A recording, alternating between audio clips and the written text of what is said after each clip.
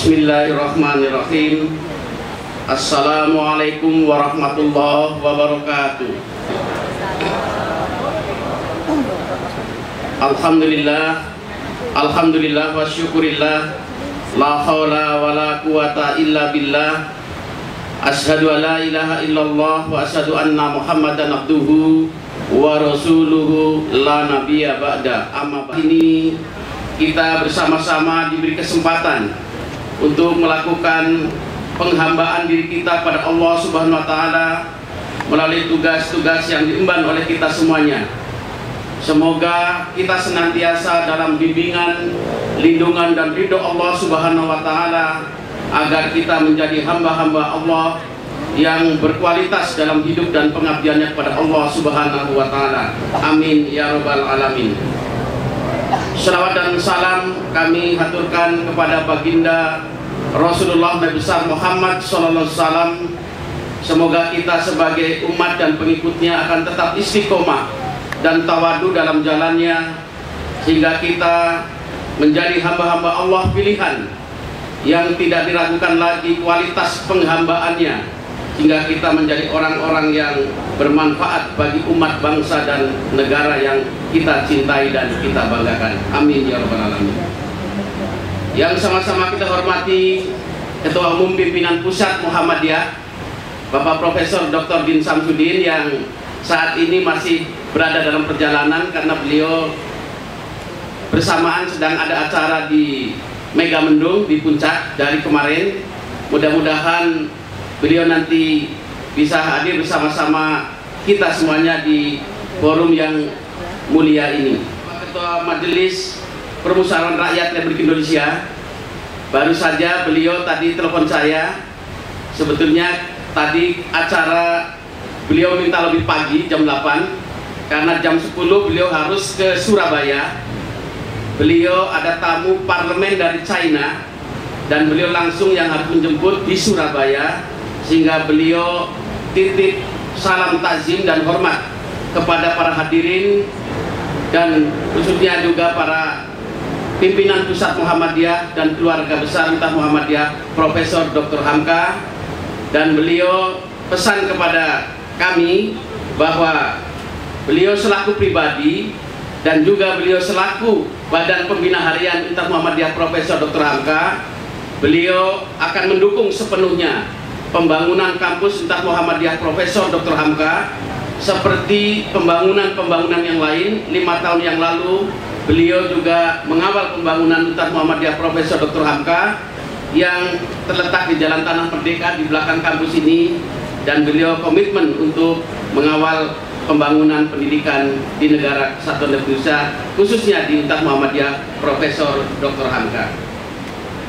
Yang sama-sama kita hormati Bapak Menteri Riset Teknologi dan Pendidikan Tinggi, yang dalam kesempatan ini diwakili oleh Bapak Dirjen Penguatan Riset dan Pengembangan Kemendikbud Bapak Dr. Insinyur Muhammad Dimyati MSc. Terima kasih, beliau bukan hari ini saja hadir, tapi beliau sudah 2 kali hadir di Entah Muhammadiyah Profesor Dr. Hamka, dan beliau termasuk keluarga besar Muhammadiyah. Terima kasih Pak Dimyati atas kehadirannya di tengah-tengah sivitas Entah Muhammadiyah Profesor Dr. Hamka. Ini hadir lengkap, ini Profesor Dadang Kahmat, Pak Dr. Anwar Abbas, Profesor Yunan Yusuf, Ustadz Agus Sri Sundani, dan yang di sini adalah Dr. Sudarnoto, sedang ada acara di luar Jakarta. Yang saya hormati pimpinan wilayah Muhammadiyah DKI Jakarta, yang saya hormati Bapak Profesor Dr. Anwar Nasution, mitra kita yaitu Bank Muamalat Indonesia. Kami hari ini juga didukung oleh Bank Muamalat Indonesia yang insya Allah pembangunan ini akan segera kita lakukan. Terima kasih kehadirannya Prof. Anwar. Beliau tidak asing lagi, beliau adalah tokoh kita, ekonom kita, mantan deputi Bank Indonesia. Jadi tidak asing lagi, dan terima kasih. Mudah-mudahan sisa waktu dan tenaga, mudah-mudahan bisa mengamalkan ilmunya di Entah Muhammadiyah Profesor Dr. Hamka. Kami terima kasih kehadirannya. Mudah-mudahan silaturahmi pada pagi hari ini menjadi penguatan bagi pengembangan sumber daya manusia di Untar Muhammadiyah Profesor Dr. Hamka. PT Brantas mitra kita Bapak Insinyur Bambang tadi hadir bersama kita. Terima kasih Pak Bambang. Jadi beliaulah yang akan membangun kampus ini, yang menurut beliau hari ini diletakkan batu pertama dan besok sudah mulai akan memancangkan tiangnya, dan diperkirakan akan dikerjakan selama 11 bulan. Jadi insya Allah bulan Mei 2016 kampus ini sudah tidak seperti lagi, tapi insya Allah sesuai yang digambar oleh PT Brantas Abipraya yang akan menjadi kontraktor. Insya Allah kami amanah akan melaksanakan amanah ini dengan baik, karena ini adalah misi kita, adalah misi pendidikan untuk hadir pada hari ini. Dan alhamdulillah insya Allah pembangunan ini juga akan didukung oleh Pak Menteri, baik secara pribadi, terutama kami juga telah diberikan berbagai kemudahan untuk melakukan pembangunan ini, terutama dalam rangka pengadaan ME, yaitu masalah genset, AC, dan lift. Dan tapi kita sama-sama sesuai dengan keahlian kita, jadi sesuai dengan prosedur kita, dan insya Allah Pak Menteri akan memberikan fasilitas untuk membantu percepatan pembangunan kampus Untar Muhammadiyah Profesor Dr. Hamka.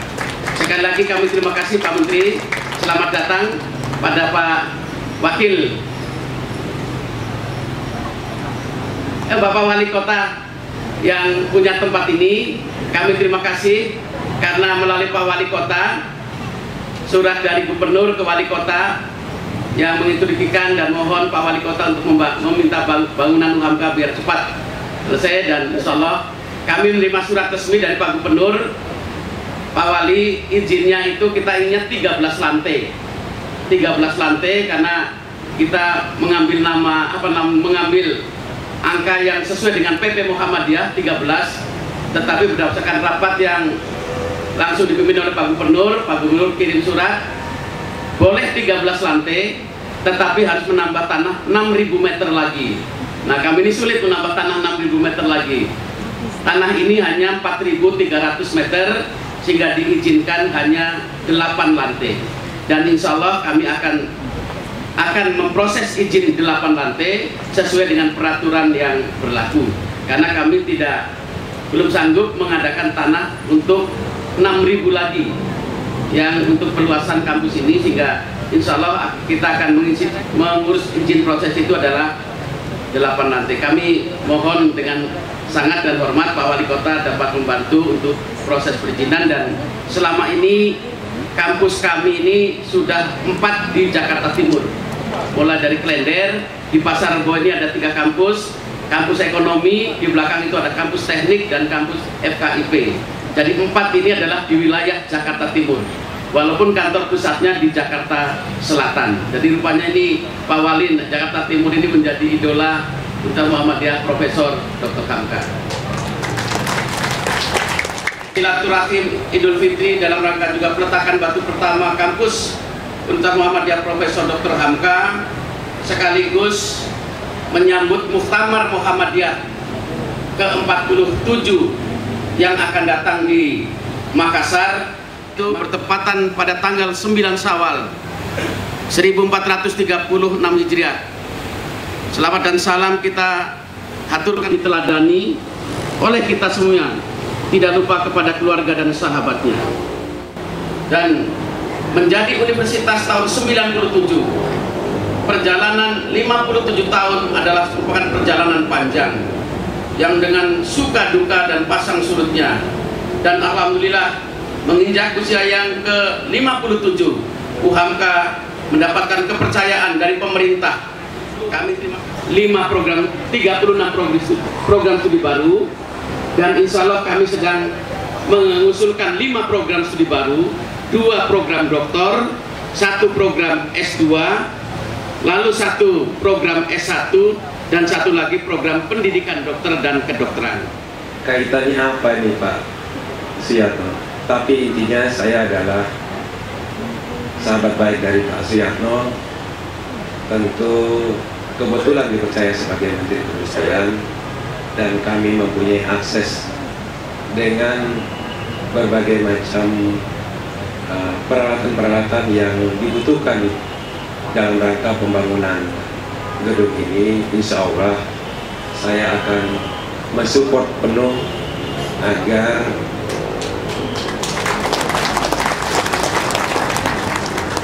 kebutuhan-kebutuhan yang tadi disampaikan oleh Pak Rektor insya Allah dapat dipenuhi, tentunya dengan harga yang sangat ekonomis.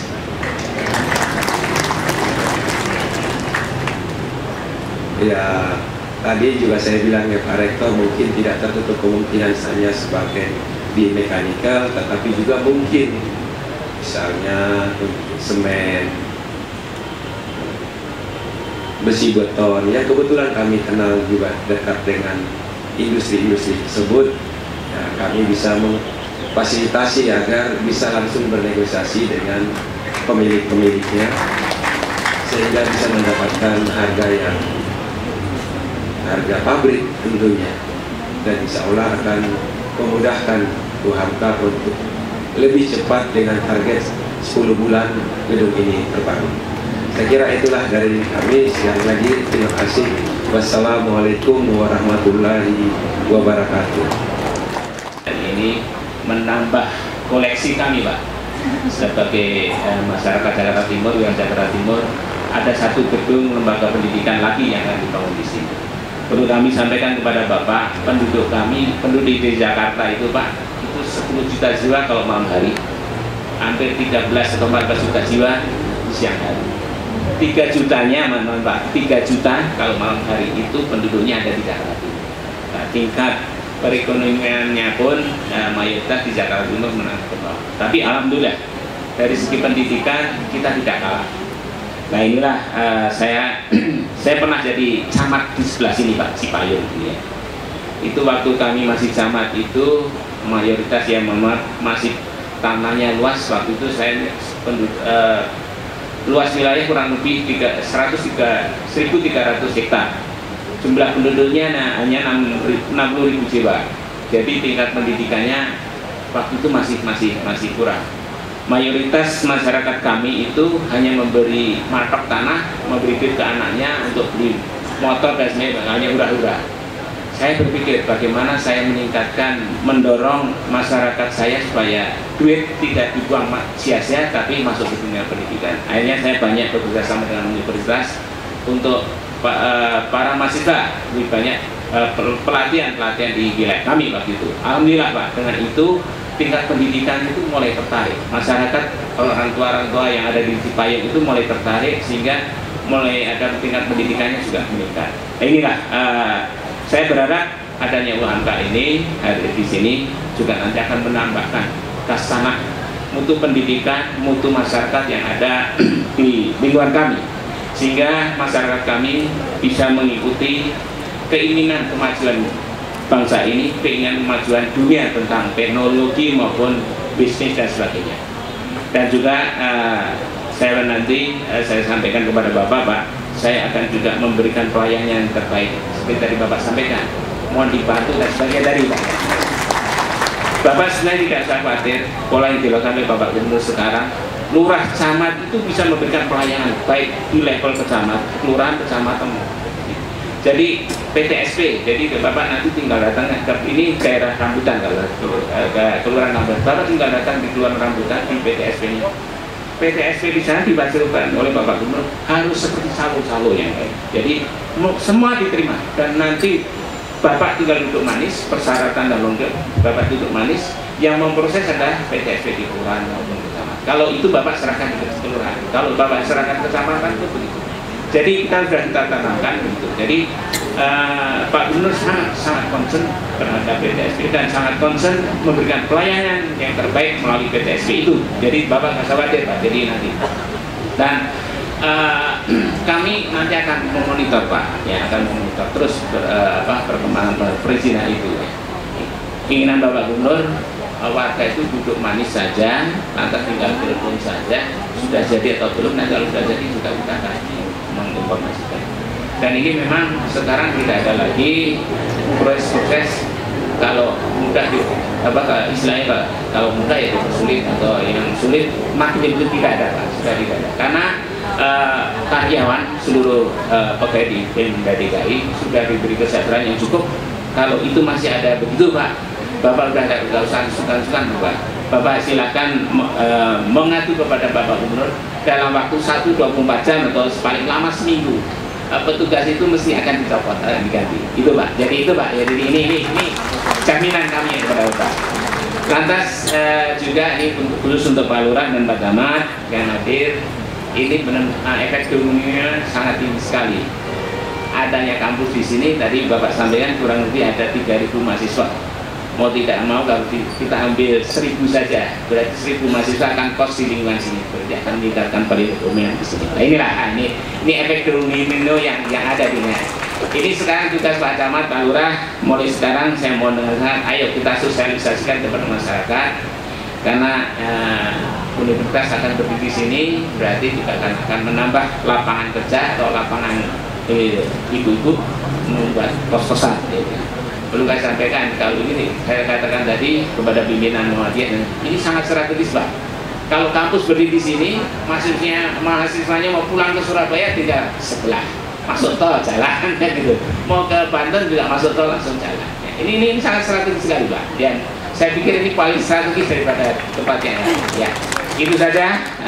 Saya ucapkan selamat kepada Bapak Profesor dan kami sebagai wali kota akan mendukung dan mudah-mudahan nanti Bapak tidak ada kesulitan. Kalau memang ada kesulitan, tidak usah sungkan-sungkan Pak, Bapak berkomunikasi dengan kami, dan kami akan membantu semaksimal mungkin. Demikian yang bisa kita sampaikan. Terima kasih. Wassalamualaikum warahmatullahi wabarakatuh.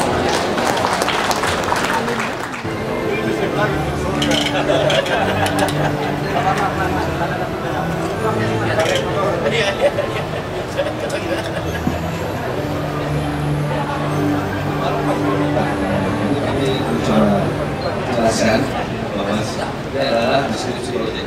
Desain dasar bangunannya adalah 50% dari luas lahan. Lalu ada KLB, koefisien lantai bangunan 2,5. Lalu ketinggian bangunan hanya 8 lantai.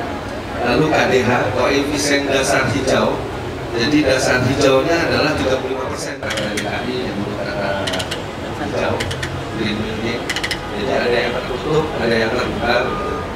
Lalu di sini masuk dengan konsep-konsep Islam, Arabes, kolom-kolom dan sebagainya. Lalu di perpustakaan di lantai dasar. Lalu di sini ada ruang-ruang rapat. Di sini ruang kantin ada di lantai 4 Pak. Di lantai 4 ada ruang kantin, ada ruang terbuka. Lalu di sini ada ruang serbaguna 740 orang. Ini bisa multifungsi sebagai ruang kelas bersama. Bisa untuk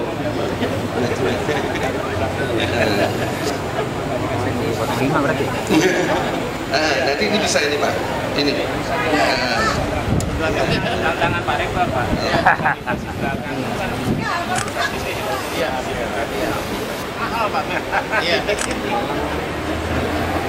Jadi memang ini sudah untuk green building itu Pak, jadi setiap koridor ini kalau kita lihat di Dena, setiap koridor kuliahan itu tembus dari depan sampai belakang itu ada kaca dan penghawaannya, jadi tembus Pak.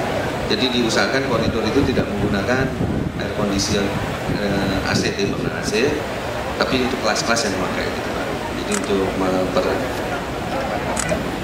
lalu yang ini tadi masuk turun ke semi basement. Jakarta Timur. Pak Wali.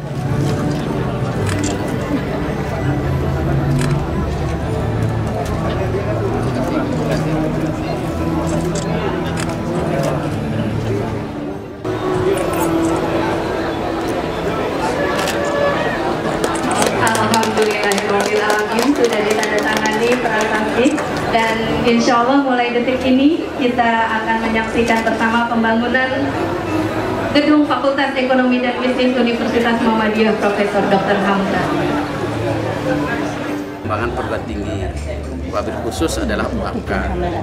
Jadi memang ke depan sesuai dengan rencana Kemendikbud, kita ke depan itu menghadapi daya saing bangsa yang tidak mudah dan tidak ringan. Oleh karena itu kita perguruan tinggi harus menyiapkan segala macam infrastruktur, segala macam variabel yang bisa menjadi daya ungkit persaingan bangsa atau kompetisi.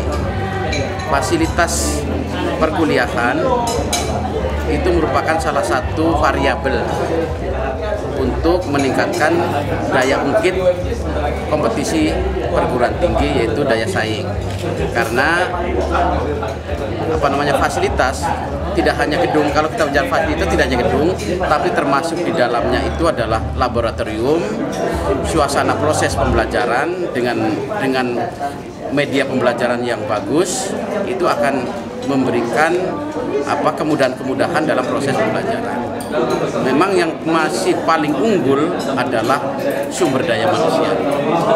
Jadi sumber daya manusia itu kalau kita peringkat itu di perguruan tinggi itu menjadi faktor utama yang bisa menjadi daya ungkit yang luar biasa dalam rangka peningkatan kualitas dan daya saing. Karena apa?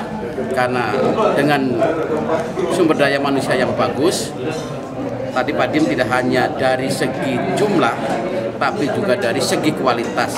Kalau dari segi jumlah, memang sudah ada aturannya jelas. Itu yang disebut oleh Pak Menteri berkali-kali adalah rasio antara dosen dengan mahasiswa. Itu harus cukup. Tapi itu tidak cukup saja rasio tapi dari rasio itu dosen yang menjadi pelaku utama proses pendidikan pembelajaran itu dosen yang berkualitas.